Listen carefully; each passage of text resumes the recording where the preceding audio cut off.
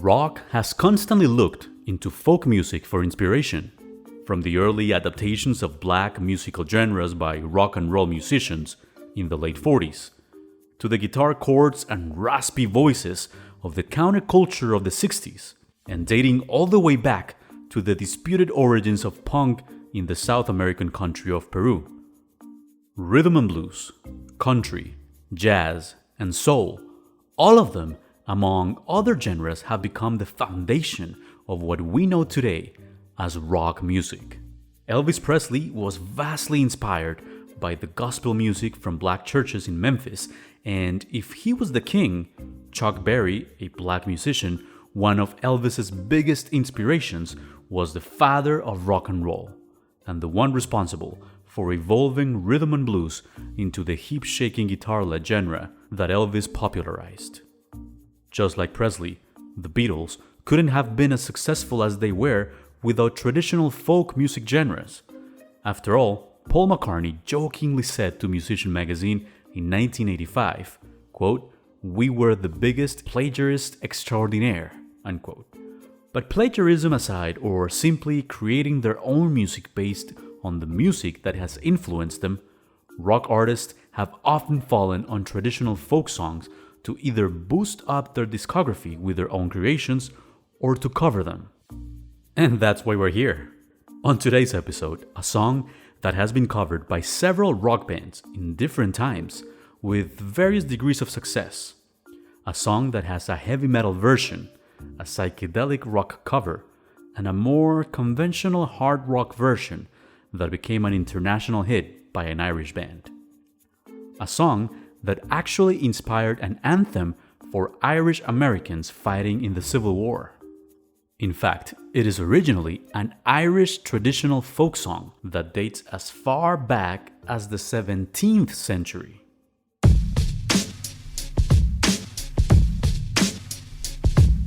Welcome to Uncovering the Cover, the podcast where we tell the story of the songs that have captured our imagination throughout several generations. I'm your host, Diego Pinzon. Today, we are uncovering the covers that made this song one of the most beloved Irish ballads. This is Uncovering the Cover, Whiskey in the Jar.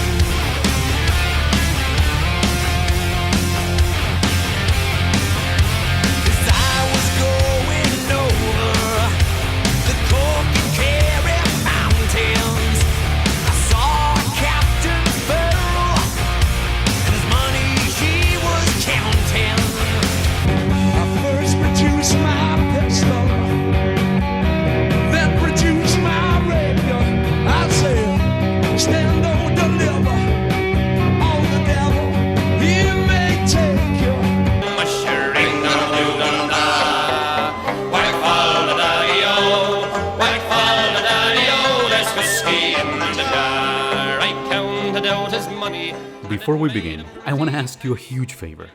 If you're listening on an Apple device and you enjoy Uncovering the Cover, please subscribe to the show so you can have each episode downloaded once they drop. Also, rate us and review us. This is what helps other music fans find this show. Thanks.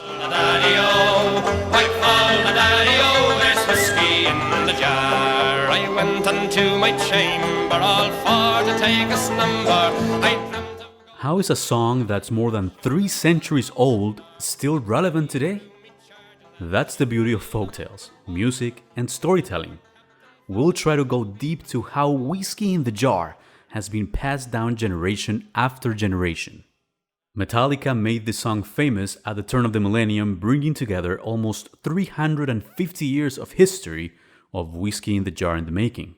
It won the Grammy Award in 2000 for Best Hard Rock Performance, the 5th gramophone for Metallica at the time. But the peculiar backstory of the song takes us circa to the year 1650 in Ireland. But we're going to stick with Metallica first, we'll get to the origins and the meaning of the song later in the episode. Metallica covered the song for Garage Inc., a compilation album of cover songs released in 1998, which has sold more than 5 million copies in the US and, when it was released, climbed all the way to number 2 on the Billboard 200, the chart that ranks the most popular albums in the country. I first produced my pistol, then produced my rapier. I said, stand down, deliver. Oh, the devil, he may take ya. The band was founded in 1981 after a remarkable meeting between drummer Lars Ulrich and lead vocalist James Hetfield in Los Angeles, California. According to the band's website, that meeting happened exactly on October 28th. And it truly was a remarkable encounter. Ulrich is the son and grandson of professional tennis players from Denmark who played in Grand Slams and even in the Olympic Games. Ulrich himself was born in a small town in the capital region of Denmark, and when he was 16, the family moved to Newport Beach, California, in order for young Lars to train to follow in his father's and grandfather's footsteps. After not being selected to his high school tennis team, Ulrich found his calling on heavy metal. Except, he didn't know how to play music. He said on an interview with the LA Times in 1996, quote, "I took my dad aside and said, I'm going to start a band. And he said, don't you think you should learn how to play drums before you start a band? I said I could learn to play the drums in 10 days. I think he started laughing hysterically." Unquote. His father was very tolerant of his son not following the tennis legacy of the family. After all, he was also a musician. He played jazz music and even published some albums with a few bands. According to Ulrich in that 96 interview, quote, "My dad still makes fun of my ability. He's the hardest critic of Metallica. He's always telling me I'm too white in my approach. His background is more rooted in blues and black music. My dad's always trying to get me to swing more. Maybe a no to tennis." As he was still learning to play the drums, Ulrich put up an ad on the LA Recycler newspaper, which read, "Drummer looking for other metal musicians to jam with Tigers of Pantang, Diamond Head, and Iron Maiden."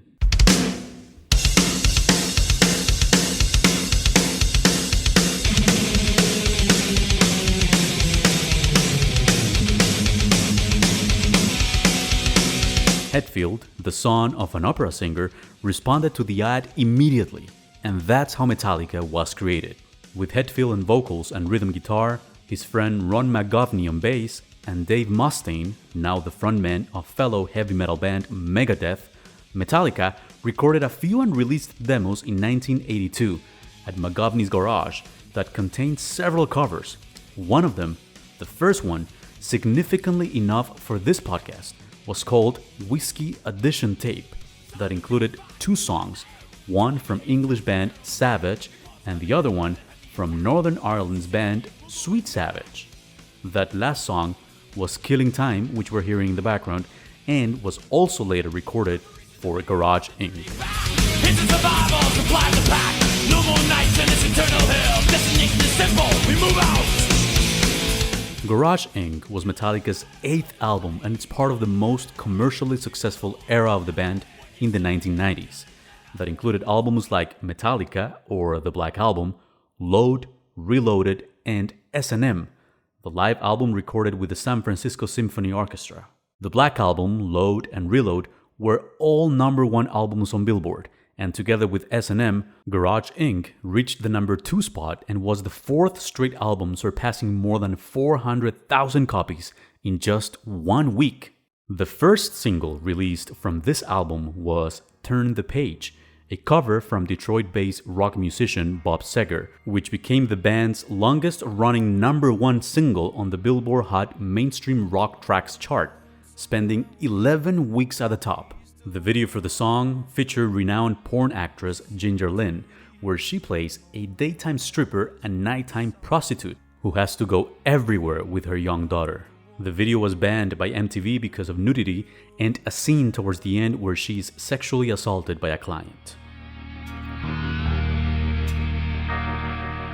But your thoughts will soon be wandering. The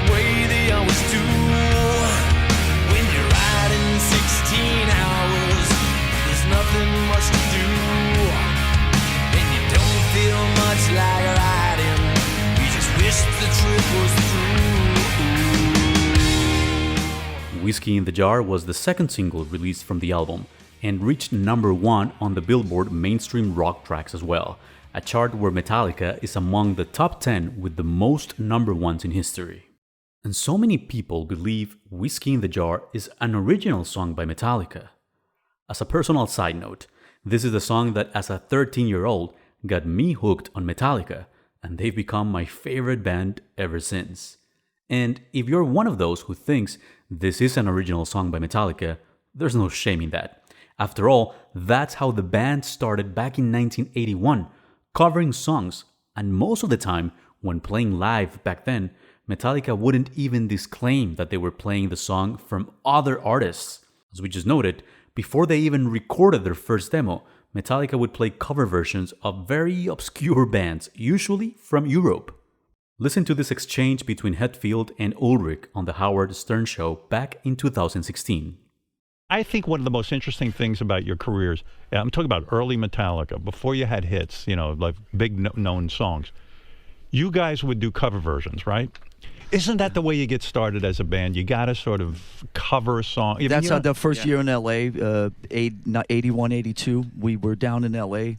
playing songs by obscure bands from Europe that nobody had heard of. We didn't say these are not our songs, but we just went up and played them. Like anybody, you get influenced by stuff, and it forms your sound. It forms what you like. And we were just paying homage to that, later with Garage Days and stuff. But in the early days, like Lars was saying, no one knew they were covers, and we loved them until it came time to record our demo when we hooked up with a record guy. Oh my God! Okay, we're going in and we're going to make a demo. And well, we can't play this song, this song, this song. What do you mean? And then we had these really long, drawn out epics. And what happened to all the short songs? Well, they were covers. I took all of his money, and it was a pretty penny. I took all of his money, yeah, and I brought it home to Molly. Specifically speaking about Whiskey in the Jar, Metallica's version was a cover of another cover by Irish hard rock band Thin Lizzy, who covered Whiskey in the Jar in 1972, becoming number 1 in Ireland for 17 straight weeks and picked at number 6 in the UK. Bob Rock, producer of Garage Inc. and many other Metallica albums, said in an interview with avclub.com, quote, "I can't speak for them, but I know Thin Lizzy's always been a big band for Metallica. That particular song, we just try to do it justice. It was one of the most simple ones on the album because their heart was in it. All the lyrics and the imagery with the farm and the field really was what got James into it as well.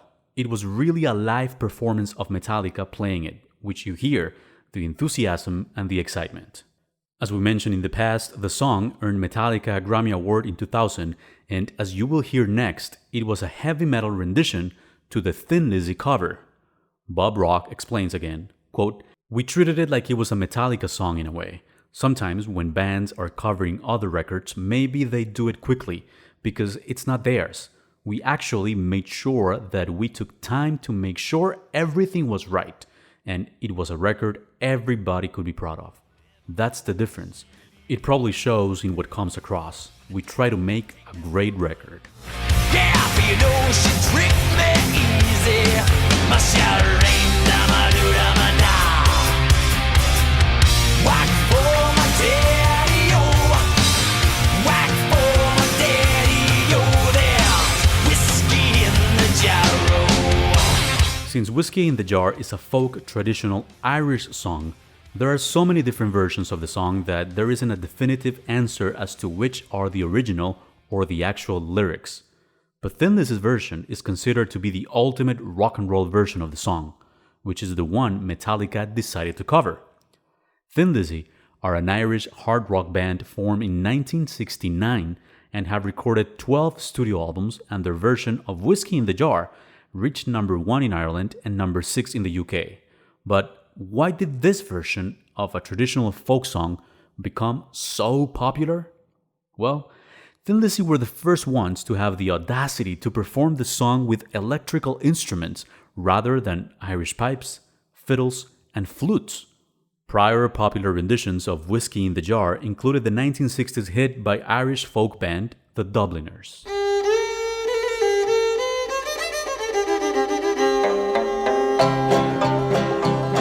As I was going over the far-famed Kerry mountains, I met with Captain Farrell and his money he was counting.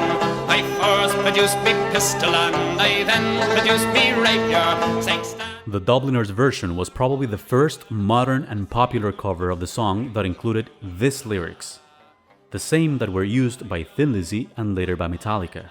But Thin Lizzy's version happened almost by accident. One day, the band was rehearsing at a local pub in London, and as they were about to pack their instruments and leave, Philip Lynott, the band's vocalist, picked up a guitar and started jamming to the tune of Whiskey in the Jar. His bandmates joined him and started to play along to the song. When their manager heard them, he was mesmerized. According to original band member and guitarist Eric Bell, in an interview with the avclub.com, the manager told them, quote, "You've got your first single to record for Decca in about 6 weeks. Have you got an A-side?" And we said, "Yeah, Black Boys in the Corner." He said, "Have you got a B-side?" We said, "Not at the moment." He said, "Start thinking about rearranging Whiskey in the Jar." We couldn't believe that he wanted us to record that song. Our episode from April 12, called I Love Rock and Roll, a tribute to Alan Merrill, goes deeper into what exactly are A-sides and B-sides, and how important they became for the music industry when releasing a single. In that episode, we also briefly go over the history of Decca Records, one of the most important music labels to popularize many British rock bands in the 60s and 70s. Go check it out, it's on the feed, and while doing so, leave us a review. Anyway, Whiskey in the Jar ended up being published as the B-side to Black Boys in the Corner, and helped them gain an appearance on Top of the Pops, the must-be TV show in England for musicians at the time. However, the success of the song wasn't followed by immediate chart-topping positions. Their following album, Vagabonds of the Western World, didn't chart and sales were not prominent, which subsequently ended up earning Thin Lizzy the title of One-Hit Wonders by music media. Also, Irish people at the time were not so happy with the cover either. Bell recalls on that AV Club interview that, quote, "Everybody heard the Dubliners' Whiskey in the Jar version, banjos, tin whistles, and so on and so on. We came along and completely and totally rearranged the song. A lot of Irish people didn't really like it, you know. We were told we bastardized it." Bastards. Such a strong word. We'll come back to this pretty soon in the episode as well. But something specifically about this cover is relevant to the connection between Irish folk music. Listen to the intro of the Dubliners version.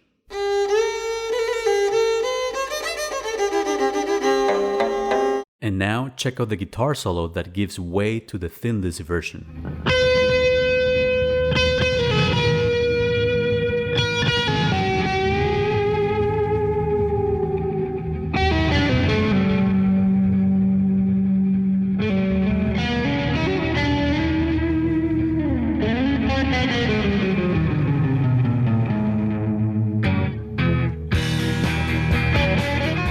I got this idea to approach the intro as an Uilleann pipe, you know, Irish pipes, rather than thinking as a guitar player, unquote, said Bell about the way he envisioned the song.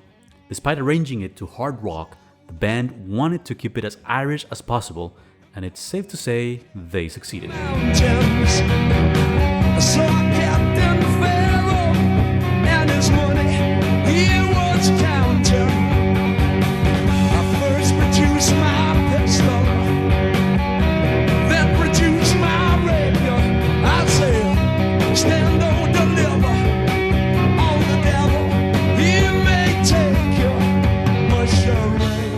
The connection between Thin Lizzy and Metallica also came full circle when the American band invited Eric Bell on stage for a concert in Dublin in July 1999 to play Whiskey in the Jar along with them. That performance was also controversial later on. Remember when fans called Thin Lizzy bastards? Well, 10 years after that concert in Dublin, Bell called Metallica a pack of bastards. In an interview with the Irish Sun in 2019, Bell said that he was expecting about 2,000 Irish pounds as pay for the gig. about $2,700 at today's rate. He says, quote, I got handed over a big ball of Metallica t-shirts, keyrings, and hats. I got paid fuck all. Then they all fucked off. It wasn't until I was sitting in my car on the way home I realized that they hadn't paid me. Later, somebody tried to get in touch with Metallica to get me something, but they found it impossible and they gave up. They are a pack of bastards. I couldn't believe what they did, especially as they are so well off. I should have been paid £2,000, but got fuck all. Being drunk and weary, I went to Molly's chamber, taking money with me, but I never knew the danger. But it wasn't the first time Bell reacted to Metallica in similar fashion. Back when Metallica's cover was released in 1999, Metallica credited themselves with the arrangement of the song. And after Bell listened to that cover, he recalls in the avclub.com interview, quote, Thing was, on the sleeve notes of the album, it said Whiskey in the Jar and then in brackets, traditional arrangement Metallica. So I put it on and gotcha, that's my riff. I made that up, unquote. Bell, who had another band at the time, called up Thin Lizzy's management, who replied to him they were already in talks with Metallica's lawyers. I took all of this money, and it was a pretty penny. I took all of this money, and I brought it home to Molly. She swore that you loved me, never would you leave me. But the devil take that woman, 'cause you know she tricked me so much. We've already gone over the most popular versions of Whiskey in the Jar. But where did this song come from? How on earth a traditional folk song from 1650 made it all the way to the 2000s? We'll get right into it after the break.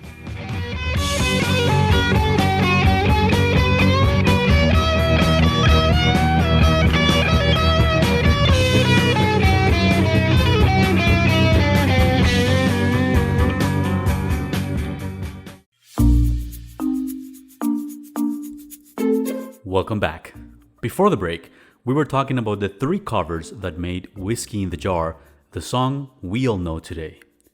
But we also mentioned this song is originally from the 17th century, more specifically 1650, more than 350 years ago.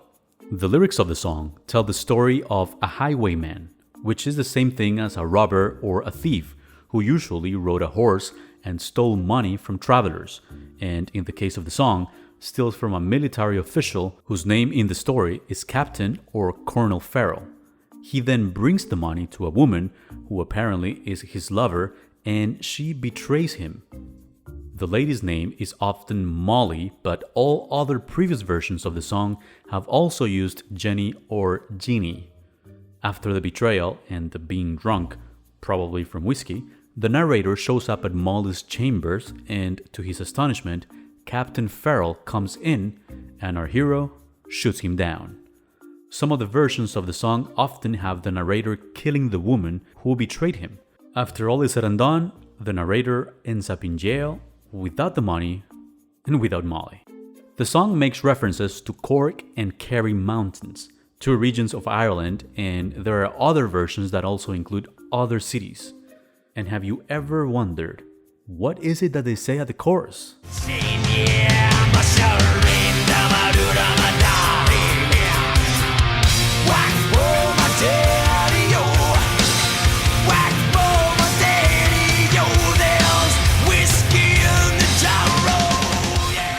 Well, Masharain Damadu Damada is thought to be just gibberish since it was a folk traditional song. But there are theories around the actual meaning of those somewhat nonsensical words. Allow me to explain. Musha is a contraction for Mofuishka, which is Irish for my whiskey. First, apologies for my Irish. Ring dum a could mean something like I did, and umada is potentially also a contraction of Amadan, which means fool in Irish and Scottish folklore. So altogether, Mosharain Dumadu Dumoda is something like my whiskey made me a fool.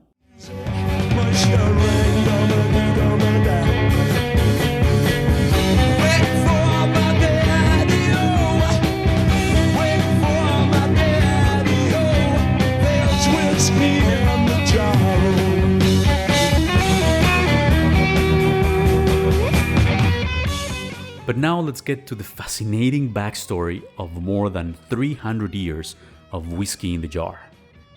Back in the 17th century, there was a particular fascination by Irish and Scottish for highwaymen who were admired for robbing English landlords and seen as such as heroes, which inspired ballads like Whiskey in the Jar. These highwaymen were sort of seen like Robin Hood type of figures. But Whiskey in the Jar was most likely inspired by the life of Patrick Fleming, an Irish highwayman who attacked both rich and poor people alike, and it is reported that he killed some of the people he robbed.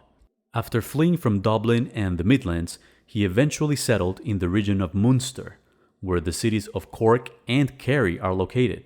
He was captured drinking in a tavern after having brutally killed several people and was executed on April 24th, 1650.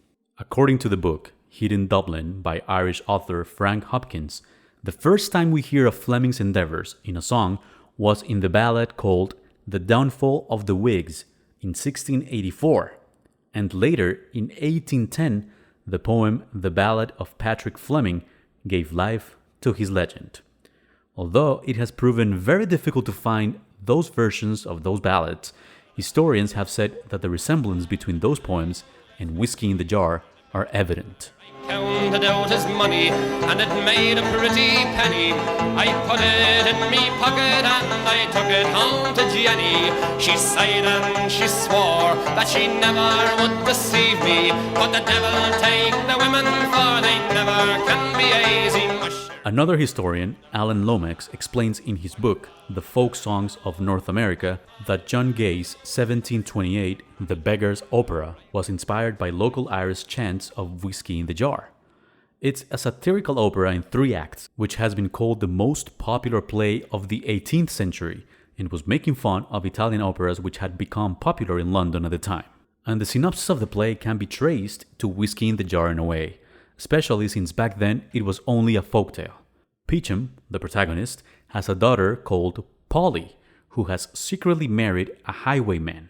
Peachum and his wife devise a plan to have the husband killed for his money, and after several plots where we find out that the highwayman has also tricked other women into marrying him, he is sentenced to be hanged. In the end, the beggar, who is also the narrator of the story, says that the audience of the play demands a happy ending, so they all celebrate Polly's wedding to the highwayman. How cruel are the traitors who lie and swear in jest to cheat and guard the creatures of virtue, fame, and rest. Whoever steals a shilling through shame or guilt conceals, and know the purged villain with boasts the theft reveals, and know the purged villain with boasts the theft reveals. Later, in the 1850s, Whiskey in the Jar continued to morph into what we know more of today. That's when the name Molly showed up with the ballad Sporting Hero or Whiskey in the Bar. And as you will see, this poem has a very similar lyric to Whiskey in the Jar. It reads as follows. As I was crossing over Mulberry Mountain, I met with Colonel Pepper, whose money he was counting. It's first I drew my pistol, my broadsword and rapier, saying, stand and deliver, for I am your deceiver. I picked up the money, it was pretty penny. I took it home to Molly, for she had not a way. I took it home to Molly, she swore she'd never deceive me. But the devil's in the woman, for the never can be.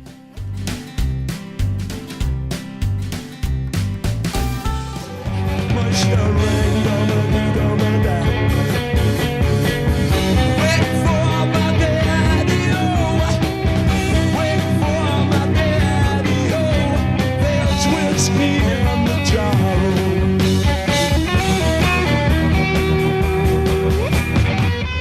negative sentiment towards British officials also cemented in colonial America, thanks to the first wave of Irish immigration in the 17th century. On this side of the Atlantic, highwaymen were more than just thieves. They embodied and represented a rebellion to all things related to the British Empire. Later on, during the American Civil War, between 1861 and 1865, Whiskey in the Jar inspired Irish-American soldiers who made the song their crying anthem while fighting for President Abraham Lincoln. The renowned Fighting 69th Infantry Regiment changed the lyrics of Whiskey in the Jar and called it "We'll Fight for Uncle Sam." And it goes like this. Well, I am a modern hero, my name is Paddy Carney. Not long ago I landed from the bogs of sweet Killarney. I used to cry out so fat because that was my trade, sir, till I listed for a soldier boy with Corcoran's brigade, sir, for to fight for Uncle Sam. He'll lead us on to glory, ho, he'll lead us on to glory, ho, to save the stripes and stars. For once in our regimentals, me mind indeed bewilder. I bid goodbye to Biddy dear and all the darling childer. Wasn't I the Irish volunteers, the devil I one afraid is. Pretty much the same, huh? Fast forward to the 20th century, when the song also became very popular in American folk circles in the 50s and 60s with a cover version by several musicians, including American singer Burl Ives, who covered the song with the name Kilgarry Mountain for his album Songs of Ireland in 1958. As I was a-walking round Kilgarry Mountain, I met Colonel Pepper and his money he was counting. I rattled me pistols and drew forth me sabre, saying, "Stand and deliver, for I am a bold deceiver, mushering doom-da. Whack fall da daddy-o, whack fall da daddy-o, there's whiskey in the jar." 7 years later, in 1965, American folk trio Peter, Paul, and Mary also covered the song, and also with a different name. In this case, it was called Gilgara Mountain for the album A Song Will Rise, which peaked at number 8 on Billboard and earned them a gold disc. As I was a-going over Gilgara Mountain, I espied Colonel Farrell and his money he was counting. First I drew me pistols, and then I drew me rapier, saying, "Stand and deliver, for I am your bold deceiver, sharing."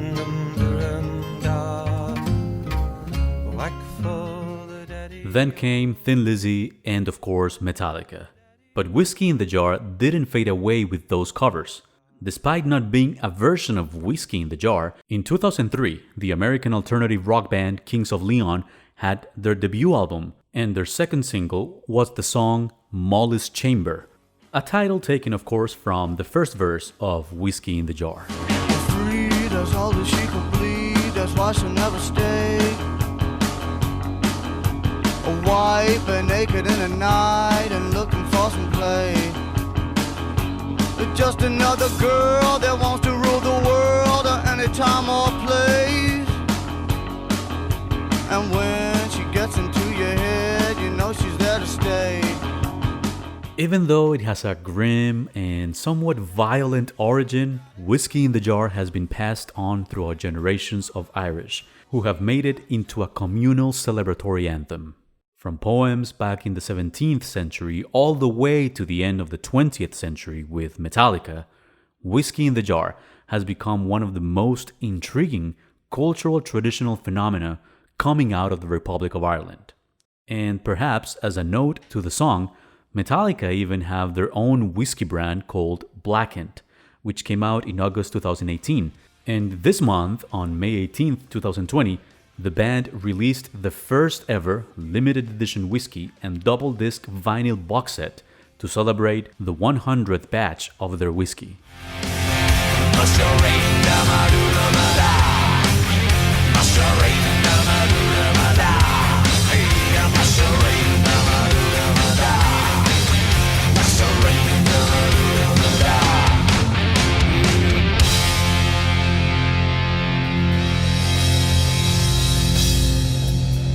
The song is so ingrained in Irish pop culture now that even Ireland-owned UFC fighter Conor McGregor sang the song at a local pub in New York City last year when he was being interviewed by late-night TV host Jimmy Fallon, at the time when he was also releasing his own brand of whiskey called Proper No. 12. Sing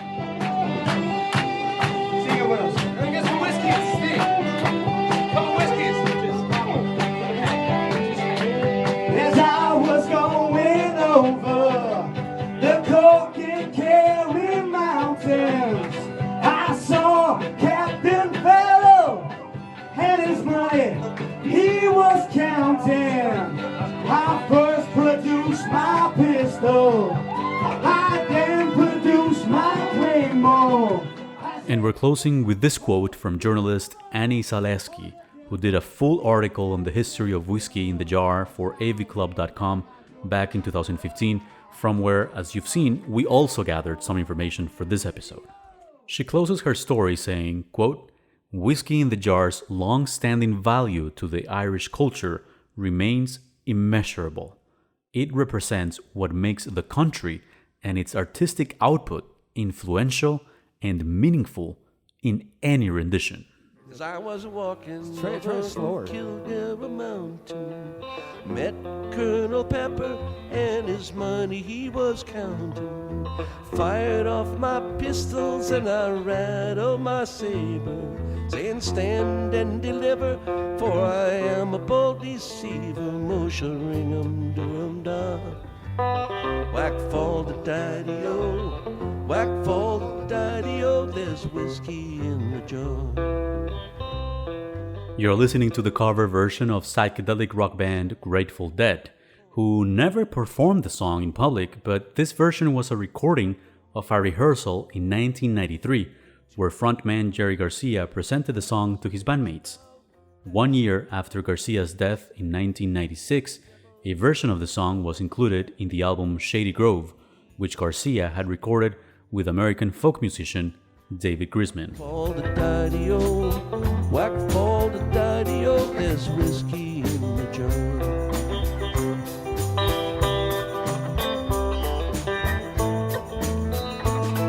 This has been Uncovering the Cover, Whiskey in the Jar. I hope you have enjoyed this episode, and please make sure to follow the podcast if you're listening on Spotify, or subscribe if you're listening on Apple Podcasts. Also, while you're there, please review us. This is what helps other music fans find the podcast on Apple. Remember, we are also on Instagram at Uncovering the Cover and on Twitter at Uncovering Cover. This time we also had help from Paula Velandia, who provided us with information relevant to the episode. We have enabled the donation feature for our podcast. Click on the link on the description of this episode and feel free to donate to become a supporter of this podcast. During the next 3 months, maybe more if it's needed, all donations will go to the World Health Organization COVID-19 Response Fund. For all information related to COVID-19 and coronavirus, please visit who.int or cdc.gov. As always, it's a pleasure to be with you during this quarantine. Feel free to contact me. My information is on the description of the episode. And during this COVID-19 pandemic, please stay home and stay safe. Daddy-o, there's whiskey in the jar. As I was riding over Kildare Mountain, I met Colonel Pepper and his money he was counting. Shot off my pistols and I rattled my saber, saying stand and deliver, for I am a bold deceiver. Moshe ring-em, do-em-da. Whack fall the daddy-o, whack fall the daddy-o, there's whiskey in the jar.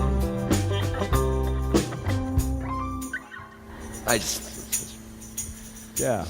A folk song. Cool one though.